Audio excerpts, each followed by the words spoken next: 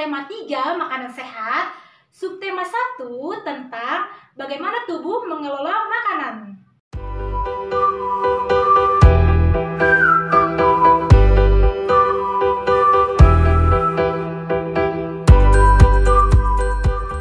Kelas 5, tema 3 makanan sehat. Ada subtema 1, pembelajaran kelima. Adapun tujuan pembelajaran, di sini tujuan pembelajaran ada 6 poin. Selanjutnya, organ pencernaan manusia, yaitu ada mulut. Mulut merupakan sistem pencernaan yang akan melakukan proses pencernaan paling awal. Di dalam mulut ada gigi dan lidah yang akan menghancurkan makanan secara mekanik. Di saat yang sama, enzim di dalam ludah kita akan dihasilkan oleh kelenjar sudah mulai memutuskan rangkaian polimer di dalam makanan. Setelah makanan yang dikunyah sudah cukup halus, muncul dorongan untuk menelan makanan tersebut. Proses penelanan ini adalah tahapan kedua dari proses pencernaan, yaitu propulsi. Pada proses propulsi ini makanan yang sudah hancur secara mekanik di mulut didorong lebih dalam disalurkan pencernaan.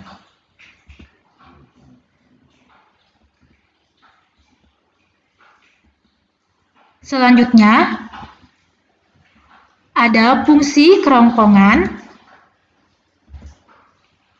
Kerongkongan adalah saluran yang menjadi penghubung antara rongga mulut dan lambung. Kerongkongan memiliki dua bagian yang sering, yaitu faring dan esophagus. Kemudian di sini ada fungsi kerongkongan, yaitu memindahkan makanan dari mulut ke lambung dengan gerakan peristaltik, yaitu gerakan mengemas-ngemas untuk mendorong makanan sedikit demi sedikit masuk ke lambung.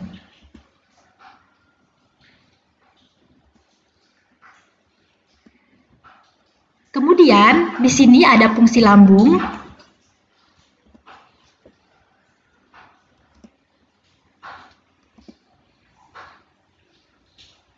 Makanan yang sudah cukup hancur oleh proses pencernaan akan berubah menjadi semacam bubur yang disebut kim atau cem yang menuju lambung. Berbicara tentang lambung, kamu pasti sering mendengar yang namanya asam lambung. Makanan akan dicerna secara kimiawi jadi bentuk yang lebih sederhana. Tapi ternyata di lambung itu juga terjadi pencernaan secara mekanik loh. Lambung adalah bagian paling elatis di seluruh saluran pencernaan dan mampu menampung 2 atau 4 liter makanan. Adapun proses pencernaan makanan disebut tidak cuma ditampung dan menunggu asam lambung bekerja, tapi juga digiling dan dihancurkan oleh dinding lambung yang aktif bergerak. Dinding lambung tersebut dari struktur yang mirip dengan bagian saluran pencernaan lainnya, ditambah dengan beberapa modifikasi yang hanya ditemukan di lambung.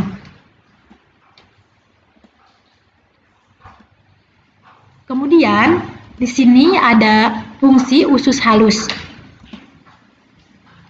Walaupun sangat jago menghancurkan zat-zat makanan, lambung tidak bisa menyerap zat-zat tersebut. Disinilah peran usus halus yang siap untuk menyerap makanan-makanan atau nutrisi tersebut agar siap dipakai di sel-sel tubuh.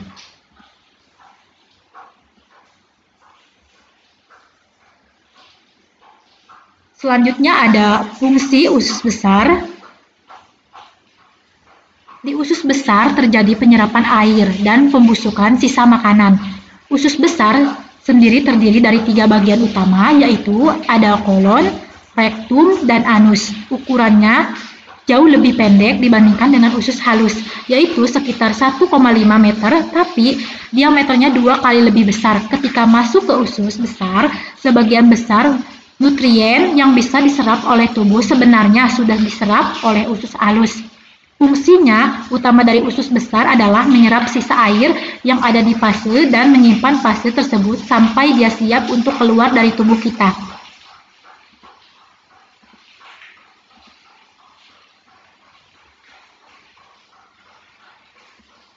Di sini ada fungsi anus.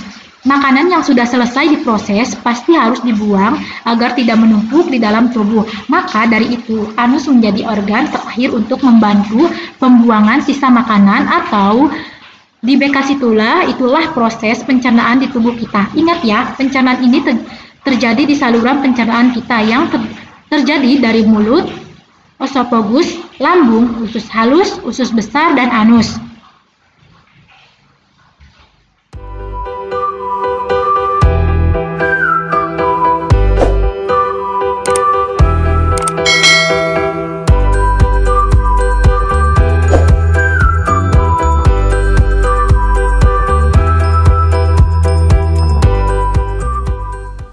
Iklan dapat diartikan sebagai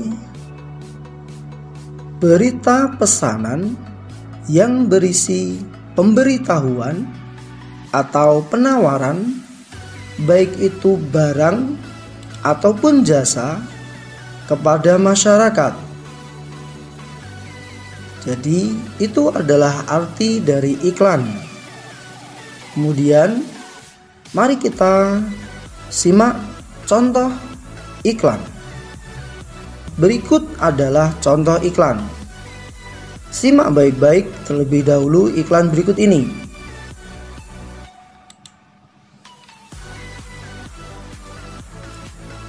Nah, sudah?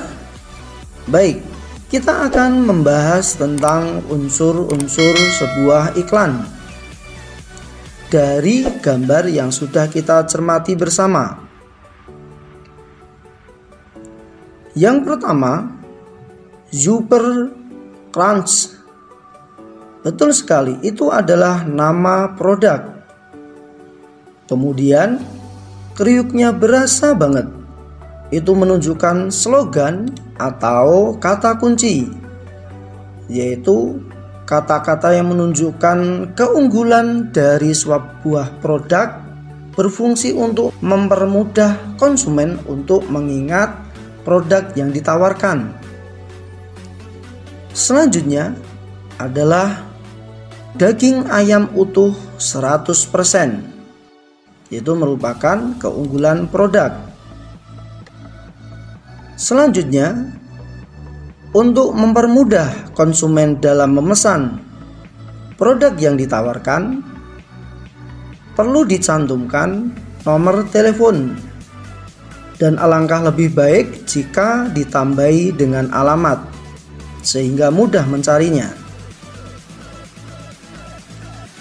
Selanjutnya, yang tak boleh ketinggalan adalah gambar yang menarik, sehingga pada saat konsumen melihat iklan itu langsung tertarik dan ingin membelinya.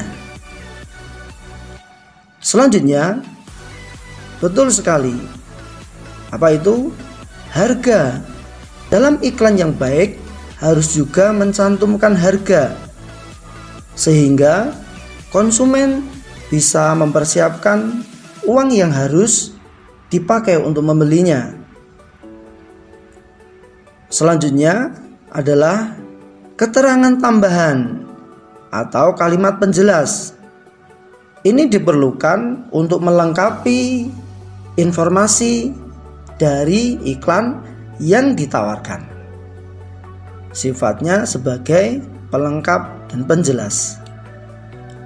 Nah, kita sudah menganalisis iklan tersebut per bagian, sehingga dari situ kita dapat simpulkan bahwa unsur-unsur iklan yang pertama adalah nama produk. Betul sekali. Yang kedua, slogan atau kata kunci, yaitu kata singkat yang dipakai untuk menggambarkan isi iklan.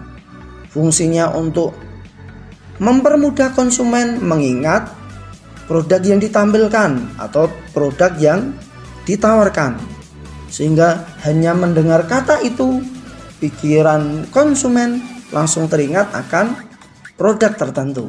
Nah, itu pentingnya slogan. Selanjutnya adalah keunggulan dari suatu produk. Kemudian yang keempat, harga produk. kelima, alamat dan nomor telepon, keenam, gambar yang menarik, dan yang ketujuh adalah kalimat penjelas. Ini adalah unsur-unsur dalam sebuah iklan yang baik. Dalam membuat iklan, perlu diperhatikan ciri-ciri penggunaan bahasa iklan. Iklan yang baik, yang pertama, bahasanya bersifat informatif, yaitu memberi atau mengandung informasi yang bermanfaat. Yang kedua, bahasa iklan bersifat sugestif. Maksudnya, kalimat atau kata-katanya mampu menarik perhatian konsumen. Yang ketiga, bahasa iklan juga harus komunikatif. Maksudnya adalah kalimat atau kata-kata yang dipakai mudah dipahami, sehingga konsumen langsung paham pada iklan yang ditawarkan. Selanjutnya, yang terakhir adalah bahasa dalam iklan harus singkat dan padat. Maksudnya, hanya menggunakan kata-kata yang diperlukan saja, namun memiliki cakupan makna yang cukup luas sehingga mampu menggambarkan keseluruhan isi iklan. Iklan menurut isinya dapat dibedakan menjadi 3. Yang pertama, iklan pengumuman atau pemberitahuan, yaitu iklan yang isinya hanya memberikan informasi tentang suatu hal. Jadi hanya menginformasikan sesuatu, tidak mengajak atau menawarkan. Contohnya, iklan duka, iklan pengumuman, iklan kegiatan tertentu, dan yang lain-lain. Berikut contohnya.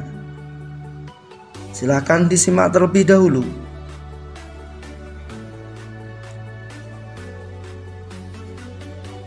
Jenis iklan yang kedua adalah iklan niaga atau penawaran, yaitu iklan yang berisi penawaran, bisa berupa barang, bisa berupa jasa kepada masyarakat. Contohnya adalah iklan makanan, iklan minuman, iklan perjalanan, layanan perjalanan maksudnya, dan lain-lain. Berikut adalah contoh dari iklan penawaran atau yang sering kita sebut sebagai niaga.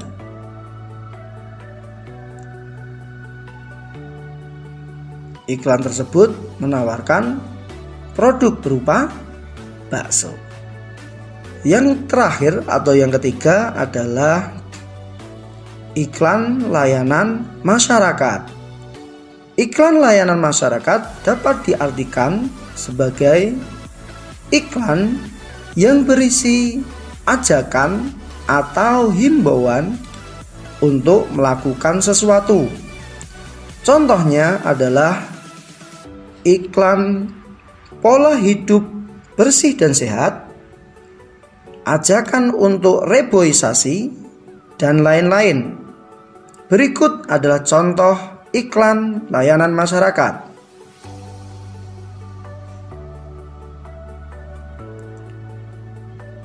Iklan tersebut berisi cara mencegah penularan COVID-19 dengan cuci tangan, hindarkan berkontak langsung dengan orang sakit, dan yang lainnya.